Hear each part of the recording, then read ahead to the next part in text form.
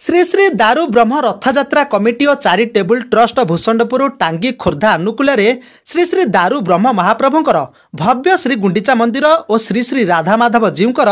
नूतन विग्रह प्रतिष्ठा सहित पंचरात्र श्री श्री जगन्नाथ महाप्रभु 24 बेश उत्सव तथा जगन्नाथ महोत्सव 2024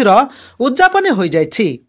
यह कार्यक्रम जोग देइछन्ति पूर्वतन विधायक श्रीजुक्त राजेंद्र कुमार साहू, कैप्टन मनमथ राउतराय, प्रेरणार अध्यक्ष दिलीप श्रीचंदन, पारिकुद महाराजा शिल्पपति निरंजन पट्टनायक, जिला परिषद अध्यक्ष रूपश्री राणी गुमान सिंह, उपाध्यक्ष गोपीनाथ महारणा, टांगी ब्लॉक अध्यक्ष सुश्री रिश्ना मानधाता, पूर्वतन जिला परिषद अध्यक्ष रामचंद्र महापात्र जोग देथिले। या सहित जिला परिषद सभ्य विजय पाल्टा सिंह, विजय प्रधान, अनुसया बेहरा, प्रतिनिधि सागर बलियार सिंह, उपाध्यक्ष दुनार्थ शर्मा, समाजसेवी संजय पट्टनायक, समस्त ग्राम्य पंचायतर सरपंच समिति सभ्य और सभ्या सहित मीडिया प्रतिनिधि और जगन्नाथ संस्कृति प्रेमी एथिरे उपस्थित रहिथिले।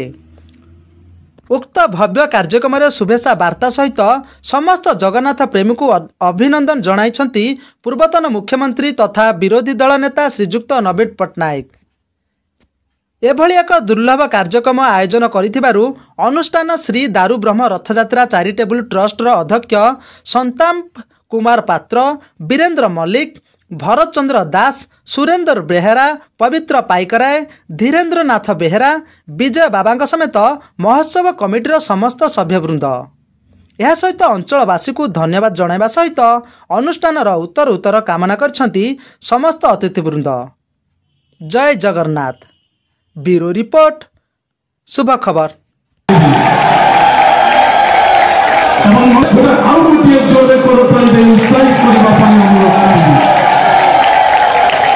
आसंदर अभिप्राय नहीं से माँ मौसी मानू से वयोज्येष्ठ बुद्धिजीवी गुरुजन महोदय मानू से समसामयिक साथी बंधु भाई मानू हाथ जोड़ी नम्रतार सहित कहि प्रभु जगन्नाथ पाखे आज नुहे प्रत्येक दिन संकल्प नियंतु आम अंचल सर्वोपरि प्रत्येक कार्यक्रम एमती निपुण भाव समापन के भाव में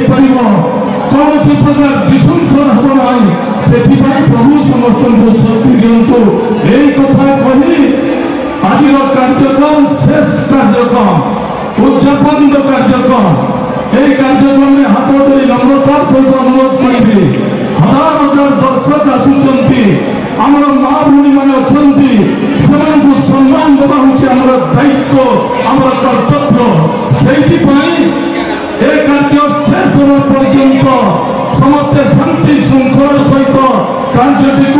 अति श्रृंखलित भाव में करेंगे यही